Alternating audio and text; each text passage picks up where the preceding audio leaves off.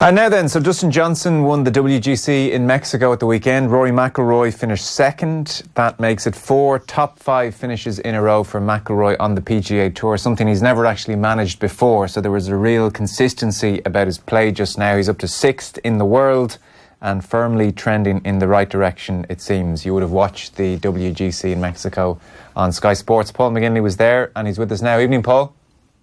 Hello, Joe. How are you doing? Yeah, great to have you with us. Thanks so much for joining us. So, right from McIlroy's season debut in Hawaii, I know you were on with us around then, and you liked what you saw. He has continued that form. There is a consistency now about this very good play this year. Yeah. When we spoke after Hawaii, I noticed it. I saw a different vibe to him. I saw the way he played. His putting looks really good. I mean, whatever about holding putts, he was starting them where he was aiming. But, you know, when you get the camera behind, it's always a good sign. Then it's a question of have you read it right and have you hit the right speed? And he's certainly starting them on the line that he's looking at. So, yeah, those vibes are good then. It's carried through the last month or so. I mean, you have to say, to be honest, last week was as good as I've seen Rory play for a number of years, if not ever. I mean, he really was that good. All facets of his game, there was no weakness there. You've played that course, I heard you talking on commentary, at altitude in Mexico, and obviously the altitude changes things somewhat, but some of the shots we saw him hitting from the tee, incidentally he led tee to green. He was number one strokes gained. He was the best in the field tee to green. Some of the shots, all of them were hitting, frankly, were slightly outrageous. Yeah, they were. I mean, I played that course, as you say, last year. I played it on the Monday of the tournament, even if it is at altitude. I mean, that first hole where he had 2 iron on, I hit a driver as good as I could hit a front edge. The game is just unbelievable, Joe. It really is. I mean, you look at the 3rd, 4th hole, that dogleg left, 320 carry. Okay, it's at altitude, but, you give it 10% even. It's still, 290 in the air, and they're carrying it 40 yards past that.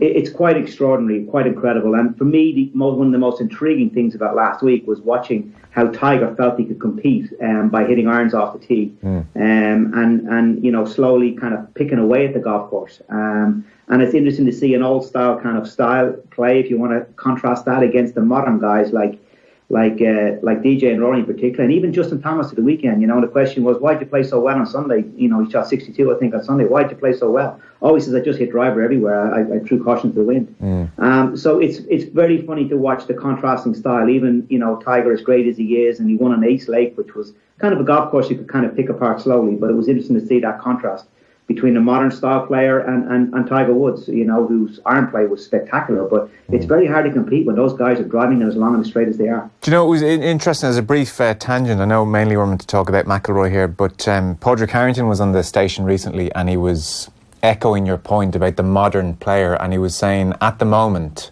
the way the game has gone, you're just better off going for broke. You're better off having that one hot week as opposed to methodically playing consistently well over 5, 6, 7 weeks, because the top players now are going for everything in the knowledge that everybody around them is as well, and they just hope it's their week and things fall their way, and when they go for the green, it pays off. But this business, this old style, if you want to call it that, of methodically picking your way around a golf course is just not really going to pay dividends, certainly not to the extent it used to.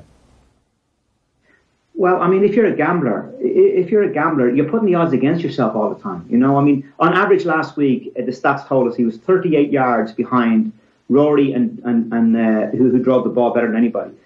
He was on average 38 yards behind him on every par 4 and every par 5. That's a huge odds against that he's putting himself in by not hitting driver and not taking on the golfers. To be honest, not able to do it. Having said that, let's just put it in perspective. Not every golf course is like last week, where it really does reward the hitter who can bomb it as far as he can, drive 3 par 4s and hit 3 par 5s that are comfortably on and 2 for them. If any tournaments do favour that kind of style of play that Tiger was playing, it is the major championships. They're the ones that have the most test, because it's not just a test of hitting it on the fairway and slowly picking the golf course apart with less high scoring, but it's also the Masters more than anything is becoming a real test of guile now, and a real test of heart, and who can get over the line and who's not afraid of winning a major championship, because they all measure themselves by major championships, which is great. But at the same time, that puts massive pressure on themselves, because they know they measure themselves by major championships. You would hope it stays that way in the majors, wouldn't you? As entertaining in a way as it is watching them hit the ball a bazillion miles for the green, you do want a bit more guile required. You do want that extra layer when it comes to majors. Absolutely. I'm very much old school when it comes to this, Joe. I think a big hitting, of course, it should always be an important part in the game. It always has been. It always will be. But it's what about straightness? You know, I mean, I saw a stat recently in the PGA Tour last year. Missing a fairway in the PGA Tour cost 0.1 of a shot. So the question they're asking nowadays on the PGA Tour is, you can be really, really long, but not necessarily straight. It doesn't really matter. And for me, the game should also be about straightness. The US Open the last 2-3 years, I've been really disappointed how the USGA set up the golf courses. I stood in the 18T last year in Shinnecock during my prep, and I stood on, honestly, I was thinking, how can you miss this fairway? I've never seen anything so wide for an 18th hole in the US Open. Yes, they ended up then having to trick the greens up just to get the scoring close to moderate, you know, and close to level par, which they always want to do, which is what you don't want to do. And then he went over the line, and of course we had a big hoo-ha about it. So that's kind of what's happening with the modern game. And unless we address this situation with technology and address it very soon, the game is out of balance. Yeah. The Ryder Cup on European soil will be the only test requiring fairways to be hit. Well, I mean, it just shows you, Joe. I mean, you put those guys in the back foot. They had no clue. I mean, the quality of team they had, that was arguably one of the worst ever performances we've seen from an American team at the Ryder Cup, because they were so out of the comfort zone, because not even the US Open anymore is testing the ability to hit the ball really straight. So with McIlroy, the talent always has been undoubted, and maybe over the last 12 months, the players of his generation around him have taken steps forward, and he's maybe even taken a step back at times. And you've consistently made the point that this is about what fight is in him. What fight is in McIlroy as he watches the others around him do very special things as well. So the early indicators are that he's working hard, that there is fight in him, that there is pride in him, and we're seeing it. Yeah, I mean, I've always said that about McIlroy. He's an inspirational player, needs to be inspired. Something needs to happen for him to ignite it. You know, you look at a guy who's all of a sudden has a surge of form, no matter who it may be, and you look behind the scenes and you say, okay, what's going on there? You try to get to the bottom of what's inspired him, what's brought him to the front all of a sudden. Is it a new coach? Is it a new putting style? Is it, you know, a new influence in him? Is it the fact that he's got a new girlfriend, or he's got a new, you know, he's having a baby, or there's something inspirational normally goes on behind the scenes? And for me, it's quite clear that the addition to McIlroy's team of Brad Faxon has been the big reason why all of a sudden he's come to the fore. I think Brad is a disciple of Bob Rotello's, who I believe is, you know, just fantastic at what he teaches, and you know, great success with Pordic for one over the years. And I think indirectly he's now a disciple of Bob Rotello's, because the stuff that Faxon will be talking to him about will be all stuff that he's learned from Rotello over 2 or 3 decades of working with him. It's about gauging yourself on not putting too much pressure on yourself. It's about having fun about what you're doing. It's about being instinctive to the hole. All of those things which play into the character that Rory McIlroy is. And are you seeing that in McIlroy's demeanour on the course, or am I looking for something? No question. Yeah.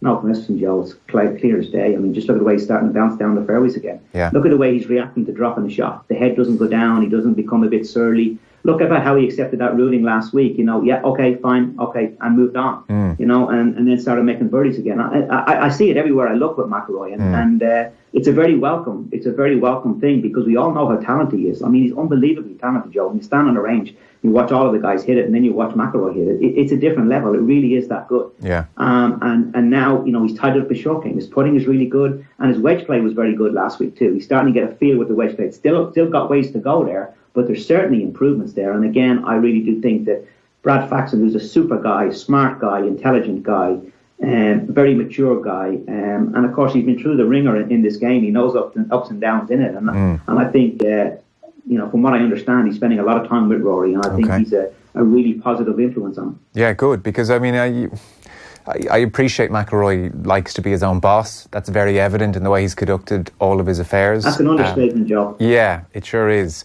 But certainly with his putting, you felt, and you're looking in from afar, we all are, but you felt he may need the help. He may have needed someone to guide him out of the malaise he was in, and you know, an hour here or there with Faxon probably wasn't going to cut it. You need that regular contact you suspected when it came to his putting. So it's kind of good to hear he's actually sticking with him. Yeah, I mean, you got to give credit as well to Phil Kenyon too. You know, Phil's made his stroke really strong from a biomechanics point of view. If you stand behind him, which I did a few times last week in the putting green, you know, we were about 4 feet lower than the putting green. So a number of times when we were waiting to go on air, I could see him putting, and I could just see his stroke. I mean, the putter head was coming back on a perfect arc. the ball was starting exactly where he was aiming. When you do that, as I say earlier, it's a question then of reading the greens and of getting the speed right. And if you can do both of those things, you're going to start holding putts, which is exactly what McIlroy has done. So he's got his mechanics in place. They're probably better now than they've ever been, and I think a lot of credit to Phil Kenyon on that. But once an inspirational player like McIlroy has got his mechanics in place, then it's about what's going on in his head. Then it's about, getting out of your own way and not getting stuck down and bogged down with mechanics and letting your pure natural talent come through. And I think that's what we're starting to see with McIlroy. Why he's come through the last couple of months with 4 top fives and the way he's done it, for me, that's what it is. He's getting out of his own way and he's letting his talent come through. And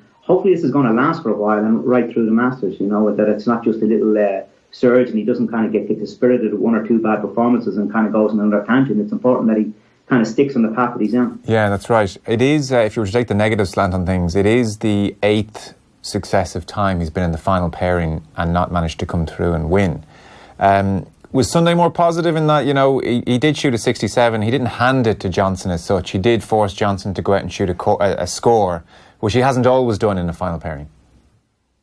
Yeah, I think it's a step in the right direction, Joe, but he's not the finished article in that regard. He's not the ruthless assassin he was 4 or 5 years ago when he was winning major championships.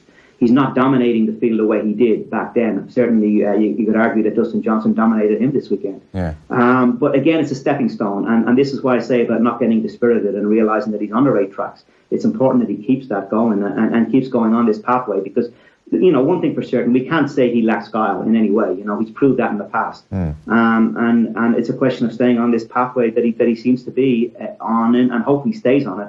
As I say, right through the season and particularly right through the Masters. Frankly, it's Johnson's second win of the season. He's beaten 2 high-quality fields. Every time he wins in that languid style of his, you wonder how he's ever beaten. Yeah. I mean, he put down a big statement last week, and a lot of this is psychology as well, too, So putting down a statement against one of your peers. And, among all the top guys in the world, they all regard Rory as he's got something special. And they know he's been off the ball the last few years, but they also know that he's been coming back into form again. So, the attitude of Justin Johnson was, okay, McIlroy, here, let's see what you got. You're coming back into form again. You've had a few top fives. You're starting to be good. Let's see what you got here. And I think Johnson put down a big statement against that. I think his wedge play was superb. Not only was his driving wonderful and strokes gained tee to green, as you say, first and second between the two of them. They dominated the golf course. But his wedge play and his putting was spectacular, and that's what separated him ultimately away from McIlroy. McIlroy confirmed he'll be missing the Irish Open. Very disappointing news. There's no point skirting around it. Did you get a chance to talk to him in person in Mexico? I did. We didn't talk about the Irish Open. I spent about 15 minutes with him before on the Wednesday. We talked a lot of things, but not the Irish Open. I think the writing was on the wall. He said that at the end of last year, and I know Rory McIlroy very well, and when he makes up his mind, he ain't going to change. He's very dogged in his way and his views that he needs to not play the Irish Open next year, and he needs to play in Scotland because he wants to play in a tournament that, he's played 3 times out of 4 when he's won major championships, and this he thinks is the thing that's been missing, and he wants to go and do that. I mean, I'd have my own personal views on that, but, it's only a personal view. At the end of the day, it's interpretation. The most important guy here is McIlroy, and the proof will be in the pudding as to how he plays in the Open Championship and if it works out for him. But what can you do? It's disappointing for us in the Irish Open, disappointing for me who's hosting it, but it's going to be a great Irish Open. I can honestly say the excitement down in South West Ireland is just incredible. They don't get a lot of sporting events down there. Munster Rugby, Limerick Hurling last year, but a lot of that stuff is played up in Dublin as well too. And there's great excitement down there. We're still going to have a very strong field. I've left no stone unturned. I spoke to everybody, all the top players in the game to get somebody, and hopefully we'll have some more big announcements coming in the next few months. And, great, yeah. I've no doubt. We'll move on. It really is, Joe. It's going to be a great event and great excitement down there. I've no doubt. I saw you tweet a few photos of Lahinch. You forget how beautiful it is down there, and Tommy Fleetwood's playing, which is a big fill-up for the tournament as well. I know you're in a difficult position here because no matter what you say, it'll be blown up into a big headline, I know. So you say you've got your own personal views. Are you half suggesting you're not fully buying into the fact that he can't play 3 weeks in the bounce to produce his best golf, or do you mean he sort of owes it to the Irish Open to play, or what is your feeling on the matter? It's not about owing it to anybody, owing it to me, or to me it's not about that. I kind of like the bloody-mindedness about it, to be quite honest. I think you need to have that about you to be a top player in the game.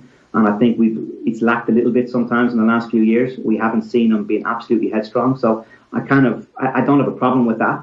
But I do have a problem when I think that, if you look at the Scottish Open golf course, it's not a really, really pure links golf course in the same essence that Lahinch is. And if you really want to prepare, personally, I don't think you need to play the week before in order to go and play well. I think you could easily have a quiet weekend. But look, it's all a matter of opinion. I think Lahinch is a really good setup. I've been working with the RNA to get some kind of ideas on fairway widths and green speeds and runoff areas, and try to make Lahinch as much aligned. The terrain is not too dissimilar if you think about it, and I'm trying to get it as much aligned so that guys come here as really good prep for the Open Championship, and I think it's going to be great prep, and you could really argue very strongly that it's going to be better prep than playing a golf course that's not really very similar to how Portrush is going to play. But look, that's only a matter of opinion, Joe. Sure. And as I say, the proof will be in the pudding. But in some way, I kind of admire the bloody-mindedness about him, and I think that's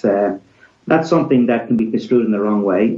But to be the top at anything you do in your life, you've got to really have the courage of your convictions. And if that's what he has, that's what he has. And unfortunately, we lose out as Irish people. But he's certainly not turning his back on the Irish Open from everything that he said, and we'll look forward to having him again. Yeah, absolutely. Absolutely. He said this is a year he's going to be selfish. It was interesting, even just from a psychological point of view, that he was talking very clearly last week to the BBC about Portrush and the Open this year being of more importance to him, of more value to him than winning the Masters. And of course, winning the Open in Northern Ireland would be an unbelievably emotional and iconic moment.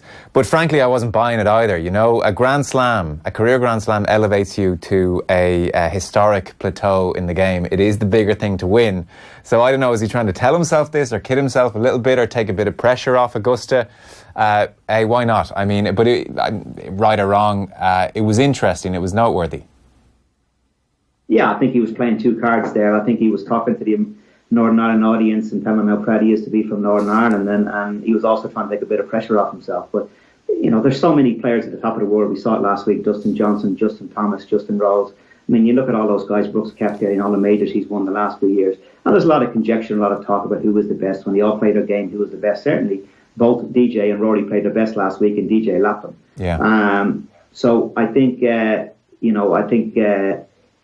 if Rory was to win a Grand Slam, which DJ is nowhere even close to winning, I think there's a big, strong argument that in this era, you could say Rory is, the guy that's always going to be remembered because he becomes a part of a group that's only 5 or 6 people have ever done in the history of the game. Yeah. I mean, that is unbelievably special for a guy from this little island of ours. I mean, and sometimes we forget that about what he has achieved.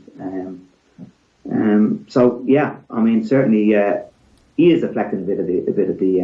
I'd like to see him do something different going into the Masters, and I mean, he talks about want to do something different going into the Open. I don't think the Open is the problem. He's performed decently in the Open over the years, so he's only won one. But what about doing something different going into the Masters?